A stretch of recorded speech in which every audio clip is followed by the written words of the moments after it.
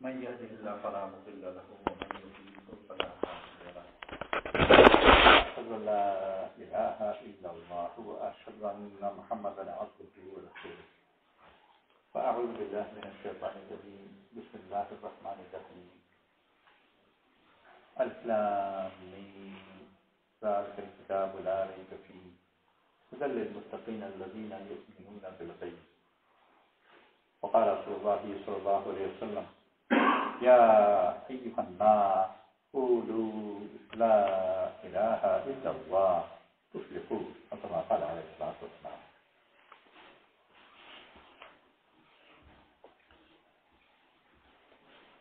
একটা তো গাইবের জগৎ আর একটা বিষয় বিশ্ব জগৎ জাহির জগৎ দেখতে পাই।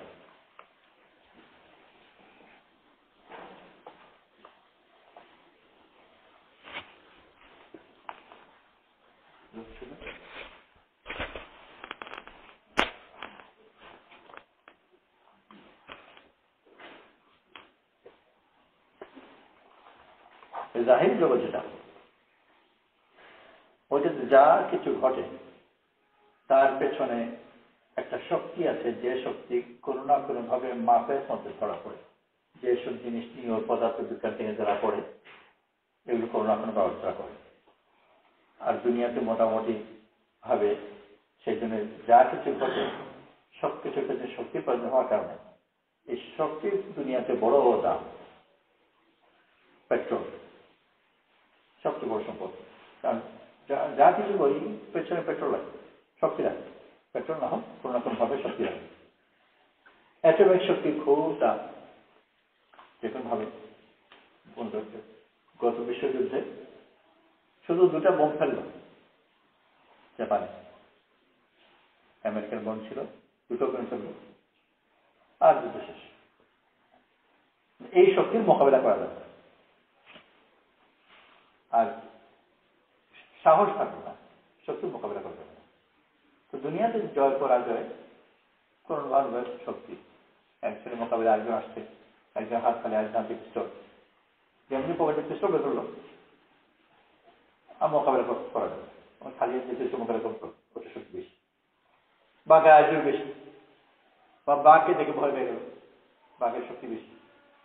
তো কোনো না কোনো ভাবে দুনিয়া বলতে যা বোঝায় এর আড়ালে একটা শক্তি কাজ করে, যে শক্তি বিজ্ঞানের আওতার মধ্যে পড়ে, মাপতে পারে। উৎস যেখান থেকে হোক।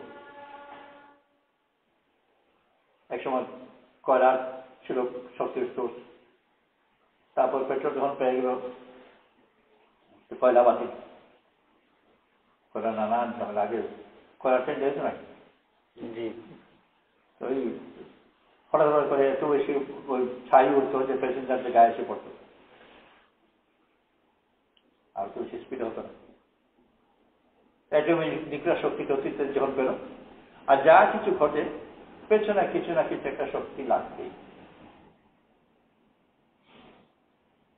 আর এই যে কোনো না কোনো ধরনের একটা শক্তির মাধ্যমে কাজ হওয়া, এটাকে আমরা আসবাব। এখানে একটা জিনিস করলাম, ওই যে বহুদিন আগে জাপানে একটা জমাত গিয়েছিল।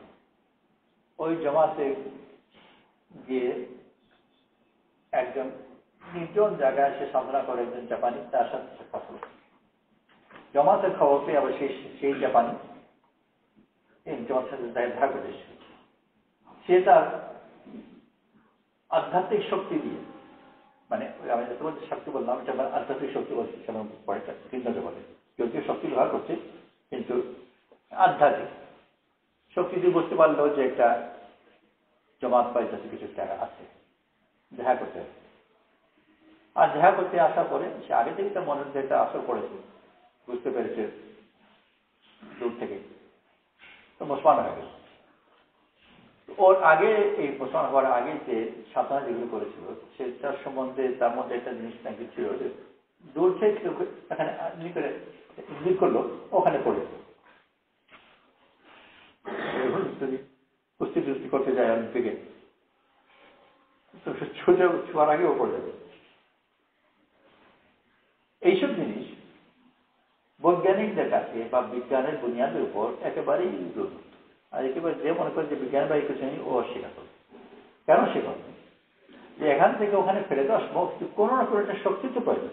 আমি এখানে করলাম কোনো শক্তি কিছু তোমার কেমন প্রয়োজন, তো যেটা কোনো শক্তির মাধ্যমে ব্যাখ্যা করা যায় না, ওটাকেই বলবে যেটা বিজ্ঞানের আওতায় পড়ে। আর বিজ্ঞানের আওতায় যদি ফেলতে হয়, তো কোনো না কোনো ভাবে তার একটা শক্তির আওতার মধ্যে করতে হবে। সে বোটানির বা জুলজি। আমি আটি মাটি নিচে রাখি, ওখান থেকে আটি ফাটলো, উপরে মাটির টুকরো ছিল, ওইটাকে সরিয়ে আর অঙ্কুর উপরে বেরো গেল, পাত্র দুটো বেরোলো। এমনকি জিজ্ঞেস করি যে এই যে মাটি সরাতে তো মাটির জন্য সরাতে শক্তি লাগে, উপর দিয়ে উঠতে শক্তি লাগে, পাতা মেলতে শক্তি লাগে, এই শক্তি কোথায় পেল? এই সবগুলো শক্তির কোনো না কোনো একটা ব্যাখ্যা আছে। যদি ব্যাখ্যা করতে না পারে, ভালোভাবে হয়তো করতে থাকবে যে কিছু ব্যাখ্যা আছে। নারকেল গাছ কখনো কখনো অনেক উঁচু, নিচে থেকে পানি, উপরে নিচে শক্তি লাগে। ডাবের ভিতর যে পানি নিল গাছ যায়, তো ওইটা পানি কেমন করে উঠে, এইটা গবেষণার বড় একটা বিস্তৃত অনেকদিন পর্যন্ত ছিল না। এই ব্যাপারে জগদীশ চন্দ্র বোস ছিলেন, ওনার খুব নাম করা রিসার্চ আছে এই প্রসঙ্গের উপর, যে এই শক্তিটা কোথায়। ছোটখাটো গাছের সমস্যা নয়, ছোটখাটো ক্ষেত্রে সমস্যা নয়। যেমন যেটা কিছু ব্যবহার পানির মধ্যে তার মাথা পানি দিয়ে বেশ কিছু পানি উপরে উঠে যাবে, ছোট ছিল যে চুপসে উঠে যাবে, যে চুপসে উঠার একটা সীমা আছে। আর ডাব গাছ যে উচ্চতায় থাকবে, তো এই থিওরি ঠিক না, ওই উচ্চতায় যায়, তারপর অত উপর পানি উঠে তারপর আবার ডাবের ভিতরে তোমার খেয়াল করেছো কিনা, প্রথম যে গাছে পানি জোরে দেবে, তার হাই প্রেশার আছে,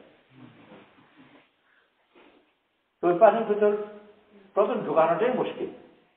ঢোকানো তা আবার হাই প্রেশার কেমন করে দেবে? যদি আল্লাহ করেছে তো ওটা বিজ্ঞান হবে।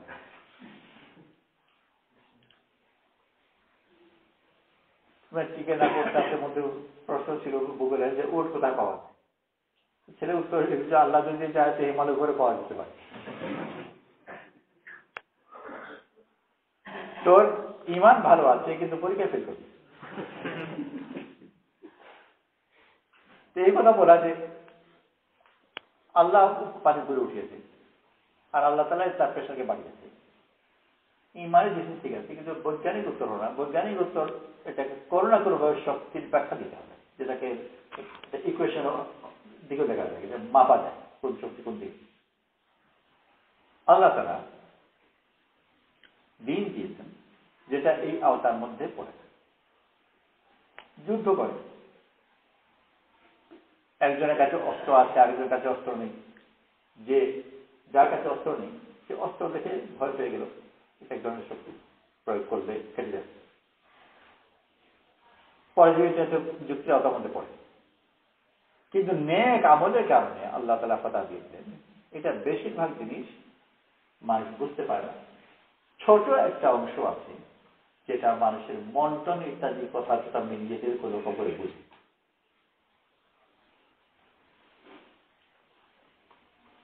রোমীদের সাথে মোকাবেলা ছিল, মুসলমানদের পক্ষে সেনাপতি ছিলেন খালিদ ইবনে ওয়ালিদ রাদিয়াল্লাহু আনহু, আর রোমীদের সেনাপতি জর্জান। রোমীদের বাহিনীতে কথা প্রচার হয়েছে যে খালিদ রাদিয়াল্লাহু আনহুর হাতে যে তলোয়ার, ওই তলোয়ার আসমান থেকে আসা তলোয়ার।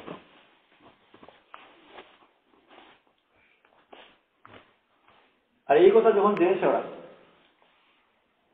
তো ভয় পেয়েছে। গায়েবের জিনিসের মোকাবেলা তো খুব কঠিন। একজন লোক তলোয়ার নিয়ে অগ্রসর হচ্ছে, মারবে, সে যদি খুব সাহসী হয় তো মোকাবেলা করবার চিন্তা করবে, পালিয়ে যাবে। কিন্তু আর একজন লোক আসছে, হাতে তলোয়ারও নেই আর ঘাড়ে মাথাও নেই, আর আস্তে আস্তে করে আসছে। তো মাথাবিহীন লোক যোদ্ধাকে মোকাবেলা করার সাহস খুব কম লোকেরই আছে। তো চিৎকার করে যুদ্ধে যোগ, কারণ দুর্বোধ্য জিনিস। আর যাকে বুঝতেই পারি না ওর ভিতর যে কি আছে কিছু আমরা বুঝতে পারছি না। তো যখন আসমান থেকে নামা তলোয়ার, যত উজাতি জিনিস, দুনিয়া তলোয়ার তো মোকাবিলা করতে পারবো, আসমানে তলোয়ার কেমন মোকাবিলা করবো, তার তো পরিমাণ বেশি দিয়েছে। আর যুদ্ধ জয় পরাজয় তো ওই সাহস থাকা না থাকার উপর নির্ভর করে। যখনই মনে করে যে আমি হেরে যাব, হেরে গেছে, ব্যক্তি হোক আর জাতি হোক। হিরোশিমা নাগাসাকি যে দুটো বোম ফেলল, জাপান জার্মানি টার্মানি যা কিছু সব একসাথে আত্মসমর্পণ ফেললো। কেন করলো? যে ওরা ভাবলো যে এটা মোকাবিলা করতে পারবো না, এখনো আমার মাথায় পড়ে, যদি পড়ে পারবো। তো এই সাহস শেষ হয়ে যাওয়া, এটাই যুদ্ধ, যুদ্ধ শেষ যে কারণে হোক। তো যখন তারা শুনলো যে ওনার তলোয়ার এটা আসমান থেকে নামা তলোয়ার, এটার মোকাবেলার সাহস, আর এমনি তারা প্রায় করেন, কিন্তু কথা নিশ্চিত হয় এটা যুদ্ধের সময় অনেক কথার ছড়ায়, সত্য মিথ্যা সবকিছু, আর এগুলো প্রায় ইচ্ছাকৃতভাবে ছড়ায় শত্রুপক্ষের মনোবল কমিয়ে দেওয়ার জন্য। ভয় ভয় করে এমনি করা। জর্জা সেনাপতি যিনি, উনি এগিয়ে না খালিদ রাজার কাছে যে এটা নিশ্চিত করার জন্য কথাটা ঠিক কিনা। এসে খালিদ রাজার সামনে উনি দাঁড়ায়, দুজন দুঘোড়া করতে আর মুখোমুখি, আর জিজ্ঞেস করলেন যে এই কথা কি সত্য যে তোমার হাতে যে তলোয়ার আসমান থেকে নামা তলোয়ার? এবারে এগিয়ে আসা আর খালিদ রাজাকে এই প্রশ্ন করা, জিজ্ঞেস করা, এইটাই খুবই অস্বাভাবিক জিনিস। আর যুদ্ধের প্রচলিত পুরা দুনিয়াতে প্রচলিত নিয়ম হচ্ছে যুদ্ধের মধ্যে সত্য মিথ্যা নামে কোনো জিনিস নেই। যখন যেটা সুবিধা তখন তাই করো। তারা শুনেছে এই তলোয়ার আসমান থেকে নামা, তো যুদ্ধের প্রচলিত নিয়ম অনুযায়ী মনে করে আসমান থেকে শুধু আমার নাকি তলোয়ার, আরো কয়টা আছে এরকম। তো যুদ্ধের নিয়ম যদি মানে তাহলে এইভাবে উত্তর দিতেন। আর তারা ভাবে যে সত্য উত্তর পাওয়া যাবে, জিজ্ঞেস করেছিলাম, যাদের জিজ্ঞেস করতে এলেন, এটাই খুব আশ্চর্য। তার মানে যার ধারণা যে সত্য কথা উত্তর দেবে, নইলে জিজ্ঞেস করবি না।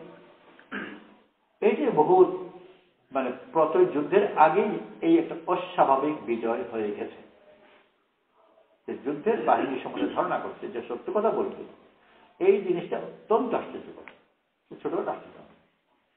আমাদের কাছে মনে হচ্ছে যারা যুদ্ধের ময়দানে, যারা যুদ্ধ সম্বন্ধে জানে, সে রোম বাহিনীর সেনাপতি যুদ্ধ সম্বন্ধে তার ভালো করে জানা আছে, এই ধারণা করা যে সত্য কথা বলবে, এই ধারণাটাই বড় আশ্চর্য। এসে যোদ্ধা জিজ্ঞেস করলেন তলোয়ার এটা আসলে নামা কিনা? খালিদ বললেন না, এটা আসমান থেকে নামা তলোয়ার না, রাসূল সাল্লাল্লাহু আলাইহি ইসলাম আমাকে এই তলোয়ার দিয়েছেন, এই কথা বলেন যে আল্লাহ তলোয়ার তোমার হাতে করে দিলাম, কিন্তু তলোয়ার আসমান থেকে আসা না।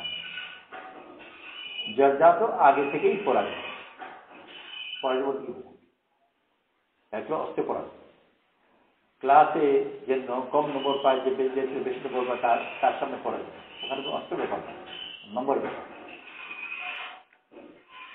একজন যে দেখতে কম সুন্দর, সে যে বেশি সুন্দর তার সামনে পড়ে, এইটা আমি মানি যে আমার চেয়ে দেখতে ভালো।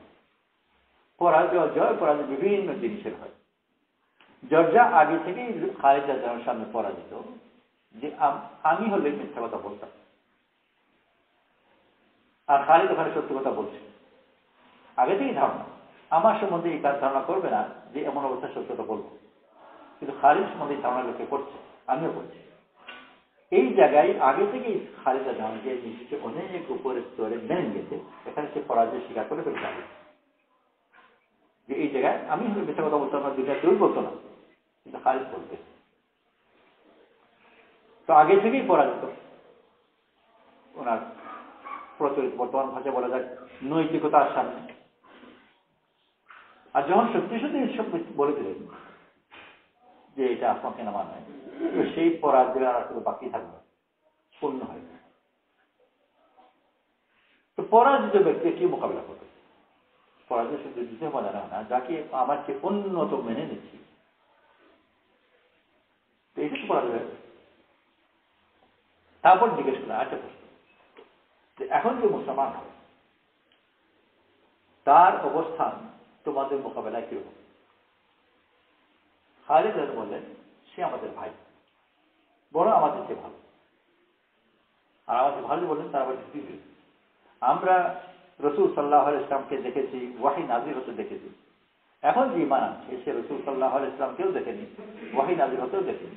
ওর ইমান সম্পূর্ণ ও দেখার উপর, গাইবের উপর। আর গাইবের ইমানের কদর আল্লাহর কাছে বেশি, সেই হিসেবে সে আমাদেরকে আলোচনা। এইটাও আরেক আশ্চর্য। যুদ্ধে জয় পরাজয় হয়, পরাজিত যারা হয় তারা দাস হয়, দাসী হয়, এবং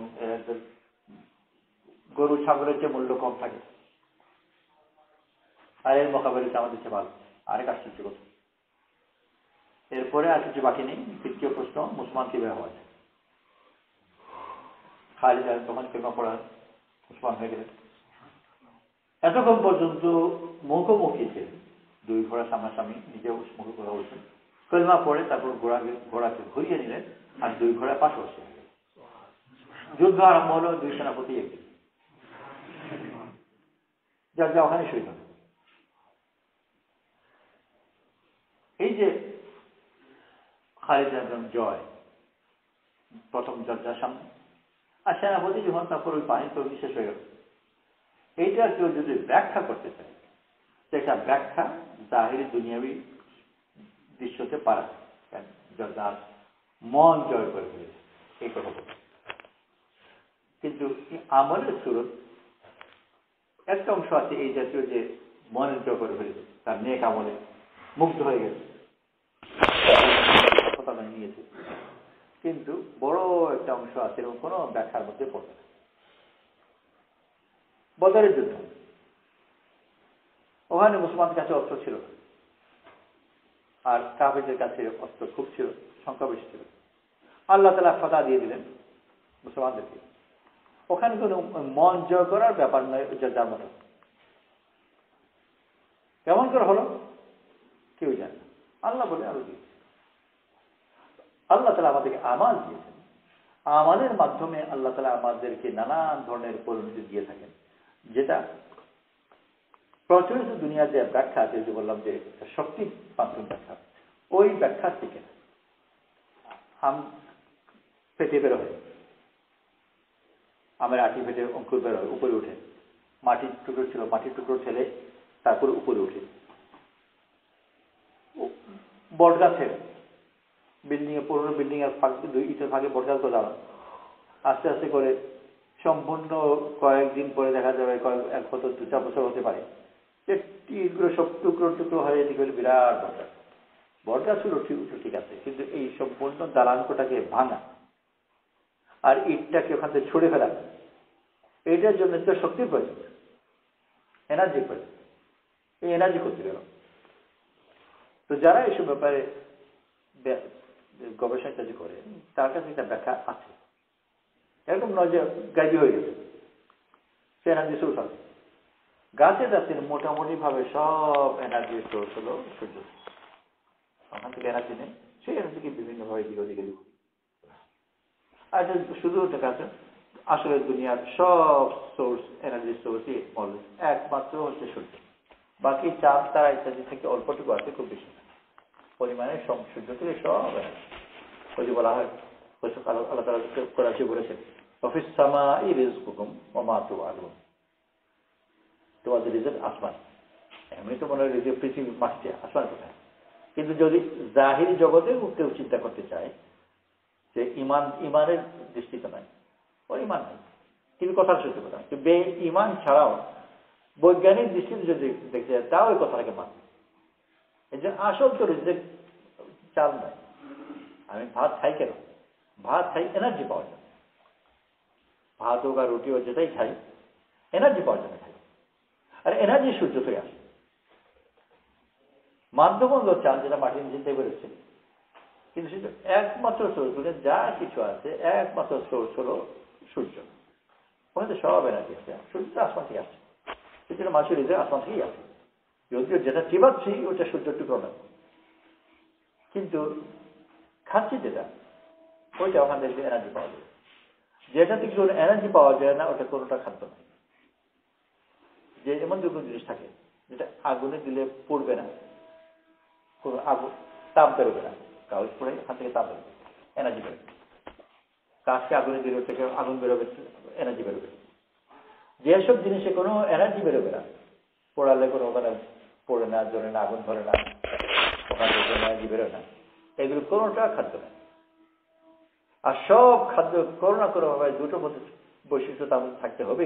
খাদ্য হওয়ার জন্য সে মানুষের খাদ্য বা পোকার খাদ্য পচে বা জলে। যেটা পচেও না জ্বলেও না ওইটা কখনো খাদ্য হবে না, কারণ ওটার ভিতরে এক্সট্রা এনার্জি নেই। জলে যেটা নিশ্চয়ই এক্সট্রা এনার্জি আছে, জল কেমন করে তাপ বেরোলো ওখান থেকে। পচে ওইটার মধ্যে এক্সট্রা এনার্জি আছে, কিন্তু পচে কেমন করে এক অবস্থায় যেতে হলে এনার্জি লাগে। আর যেটা পচেও না জ্বলেও না ওটা কারো এরা খাদ্য, সব খাদ্যই এনার্জি। তো গায়েব থেকে আল্লাহ তাআলা যেগুলো করেন ওগুলো এই হিসাবের মধ্যে, এই যুক্তির মধ্যে করে। একটা অংশ পড়ছে মনোবল, মনের মধ্যে আসর পড়েছে, কিন্তু গায়েব থেকে আল্লাহ তাআলা যেসব জিনিস করা জগতের মধ্যে আল্লাহ তাআলা আসর ফেলেছেন, কেমন করে কেউ কিছু বুঝতে পারে। তো আল্লাহ তাআলা বড় মেহেরবান করে আমাদের দিন দিয়েছেন।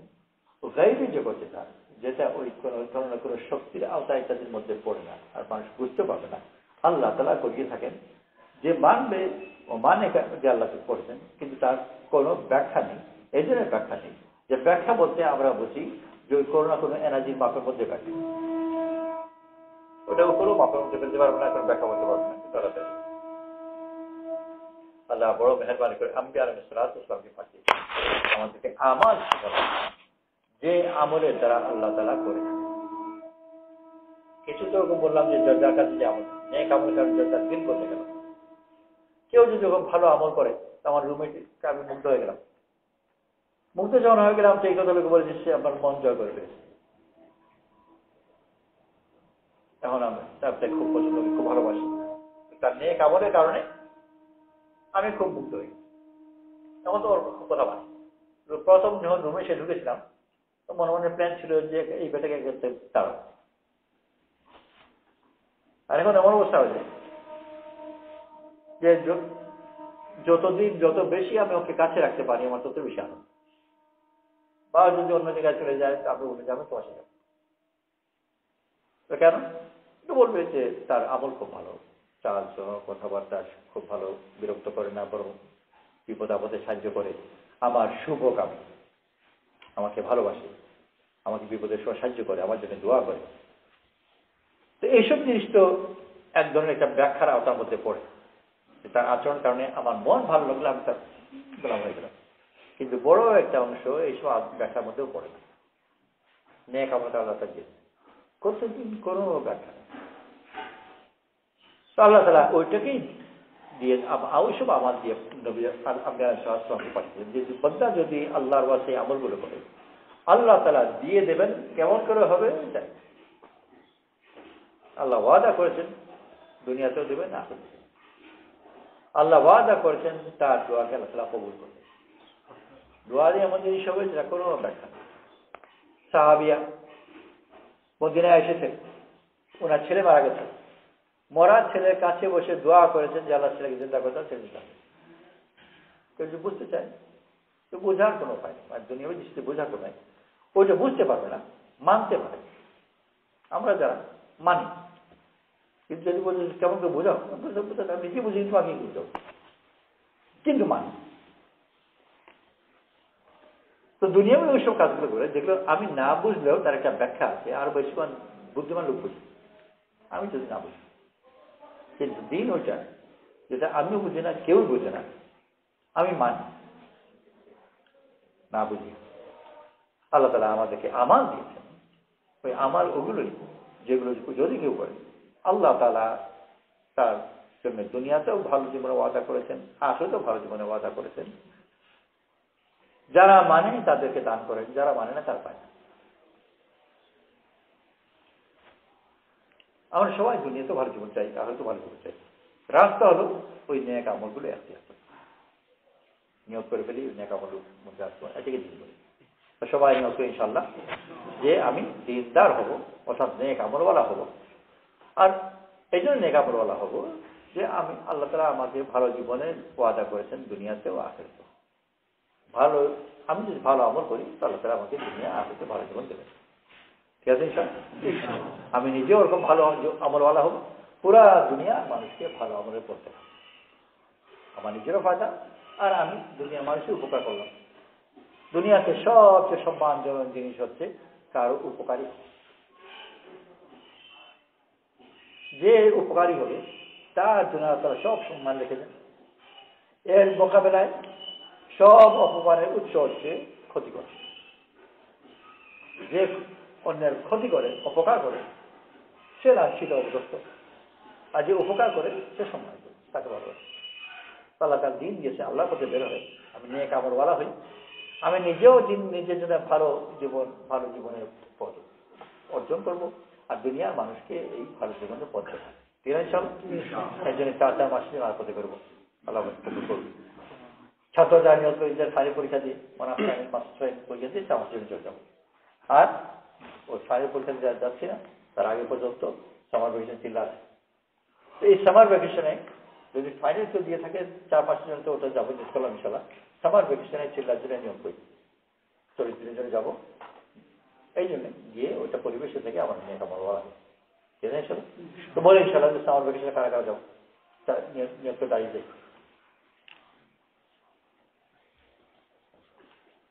আরো আর বাকিরাও নিয়োগ করি, দোয়া করি, চেষ্টা করি, আল্লাহকে চাইবো, দোয়া করবো, আল্লাহ এই মুহূর্তে নেই, সুবিধা হয়ে যায়।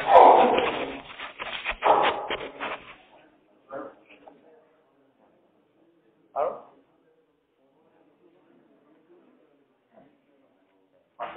আরো নিয়োগ করি, বাকিরা যারা তারাও নিয়োগ করি।